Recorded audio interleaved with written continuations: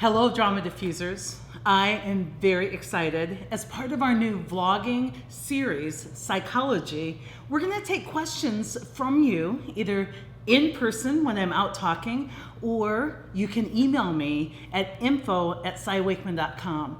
And I know that a lot of times it's hard to ask questions in a large group because the things we talk about aren't always the easiest to talk about in a large group. There's a lot of questions about, but Cy, what about acts such as, what if my boss is the source of the drama, and all those other questions I get. So I hope that you'll write us at info@cywakeman.com and get your question onto our new Cychology series as part of our vlog experience. We're shooting today right here from Elkhorn, Iowa. These are the Cy Wakeman Inc. headquarters. And you'll get to know not only our office, but our staff a lot better as we continue to make more vlogs. So I have some questions that people have sent in, and I wanted to cover them today, and hopefully you have some of the same questions going through your head as well. So the first question I have is about accountability. And it comes to me, they don't want to be named. In fact, hardly anybody wants to be named, but that's okay. I love the questions. It comes to me over email, and it says, Cy, I get accountability. I get that I need to take my part in things, but sometimes people just screw up. How do I get past working around people who just aren't doing what they need to be doing?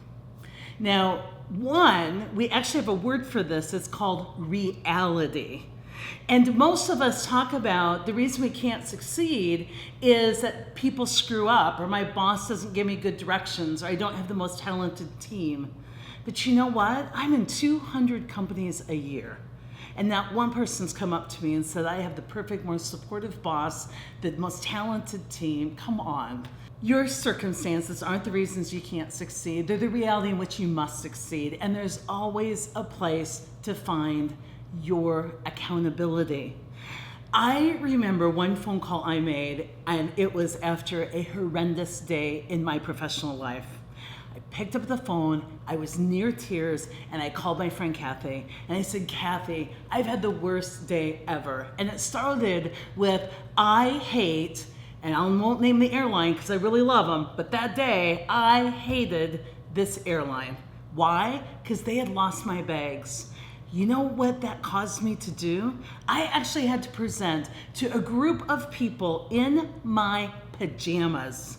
I'm not kidding you. When I fly late at night, I wear this set of black clothing that most people would think are just kind of easy travel clothes. But all the women out there are gonna know that they're Gilligan O'Malley pajamas from Target, and that's what I travel in when I wanna just ease into the plane and then ease into my hotel room.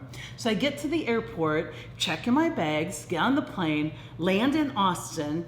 Next morning, I'm gonna present to an incredible client that I wanted to work with for years, and I don't have any bags. And worse yet, this incompetent airline can't get the bags to me before my presentation, and I'm only like 10 minutes away from where they are. So I'm on the phone with Kathy, and I am just complaining about this airline that lost my bag and how horrible it was that I had to present. And I overcame it, of course, but I had to present in my pajamas. Basically, I went to the hotel gift store and bought a belt, made it look like an outfit. And she listened to me for a little bit, and then she asked me this great question. She goes, Cy, what really happened?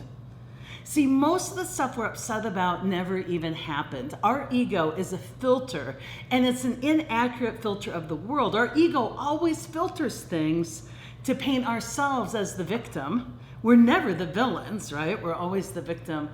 And I just started laughing. She goes, what really happened if you could break that down? Your reality is you ended up presenting in your pajamas. What really happened? And here's what happened. I basically chose to stay with my kids later than I thought I was gonna. And I ended up getting to the airport late. And when they put the late bag tag, the big pink one, on my suitcase, I chose to ignore the feeling in the pit of my stomach that that bag might not make the connection. I chose not to have a backup plan. I chose just to go freely onto the plane and use hope as my strategy.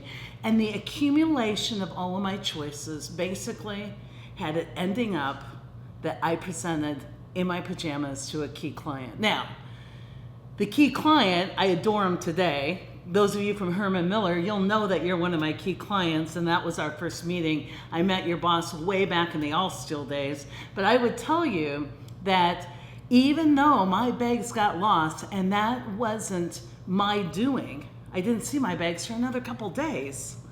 I always have something that I can do to better the situation. And for some of you overachievers, this doesn't mean that you do everything. You have to do everything yourself. It just means learn from every one of these situations on how you could have helped, what you could have done differently, how you could have made some different choices, what questions you could have asked. There's always something you could have done.